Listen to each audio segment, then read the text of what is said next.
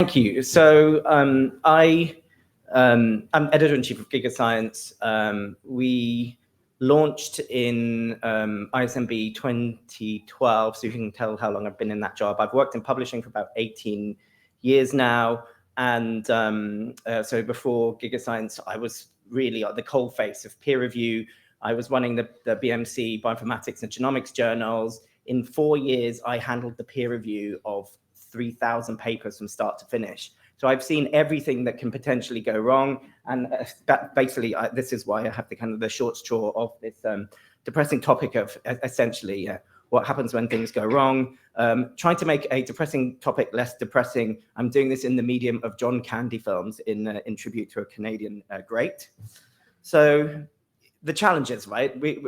The trains, planes, and automobiles scenario, there's a perfect storm, everything is breaking down, you're never going to get to the place that you want to get. We've seen the challenges of exponential growth in the number of journals, more and more reviews, and need for reviewers, and there's increasingly problems keeping on top of this. Saying that, even 18 years ago when I started, people were always saying, "Oh, this system isn't gonna last. We always have to keep inviting more and more reviewers." 18 years on, it's been remarkably resilient, but there are huge challenges here. So the system breaks down. It's nobody in particular's fault. It goes to the economics of this, the fundamental question, why are we assessing research this way? But there's some poor sucker on the front desk who has to kind of deal with these problems, and unfortunately, it's the editor. And so when you are dealing with them, you have to realize it's not necessarily their fault. Your paper may have kind of disappeared into a black hole, but it's not the editor's fault. It's the kind of system behind that. Please try to be nice. Much of the problems as well are technology. The big publishers, there's just a couple of platforms that they use. The technology is not necessarily fit for purpose when it's 20-year-old code bases, very buggy. The reporting that you get is not necessarily true. So when you log in and it says your reports, your paper has passed review, the reports are there. It's not a very clever system. The reports may not be suitable. They may be split. There may be all kinds of other things. So that the platforms are not telling you the right things. They don't work as advertised. We are effectively flying in Boeing 737 Maxes here. Acknowledgement. So it's a kind of,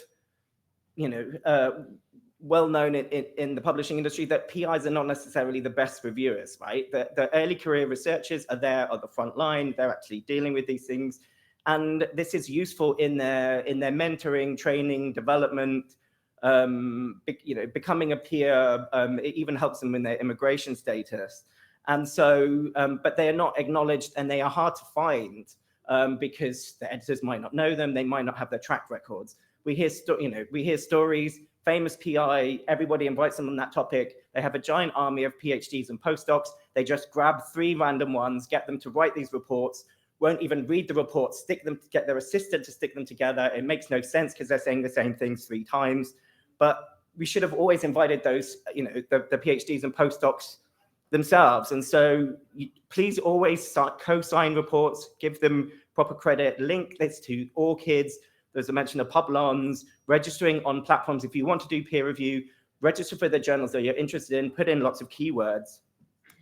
Rejection. We get stories. We reject a paper in the morning. We get a phone call in the afternoon. We realize where the author is. It's 1 o'clock in the morning and they're drunk.